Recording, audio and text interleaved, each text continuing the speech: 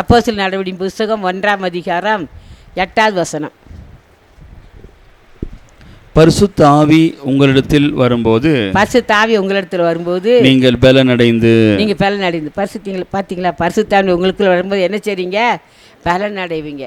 பலன் இல்லாத மாதிரி இருக்கும், பலன் அடைந்து அவர் நமக்குள்ள இருந்தால் பலன் கொடுப்பார். அல்லேலூயா.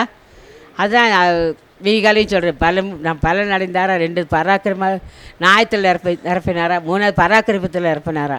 பரிசுத்தன் வந்து நம்ம பலன் கொடுக்குற தேவன். அல்லேலூயா. பரிசுத்தன் அபிஷேகம் கேட்டு பெற்றுக்கொள்ளுங்க. கேட்குற எவனோ பெற்றுக்கொள்வான். கேட்டால் தான் தருவார். கிடைக்கக்கூடாத நாட்கள் ஒன்று வரப்போகுது. ஆண்டவர் இப்போ தான் சொல்கிறார், மாம்சமனை யார் மேலே ஆவியை ஊற்றுன்னு சொல்லு. கேட்குறனால பெற்றுக்கொள்ள முடியும். அல்லேலூயா. 1 கொரிந்தியர் புஸ்தகம் 14ஆம் அதிகாரம் 4வது வசனம். அந்நிய பாஷையில் பேசுகிறவன் தனக்கே பக்தி விருத்தி உண்டாக பேசுகிறான். அந்நிய பாஷை பேசுகிறவன் தனக்கு பக்தி உண்டாக பேசுகிறான். பார்த்தீங்களா, அந்நிய பாஷை இருந்தால் தான் நம்ம என்ன செய்யும், நமக்குள்ள பக்தி விருத்தி உண்டாகும். பக்தி அதில் என்ன செய்யும், விருத்தி அடையணும். அதான் பக்தி விருத்தி உண்டாக பேசுகிறார். அல்லேலூயா.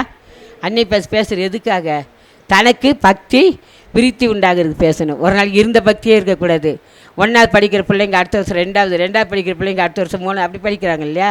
அதே போல் நம்ம வாழ்க்கையிலையும் கூட என்ன செய்யணும், பக்தி விருத்தி அடையணும்.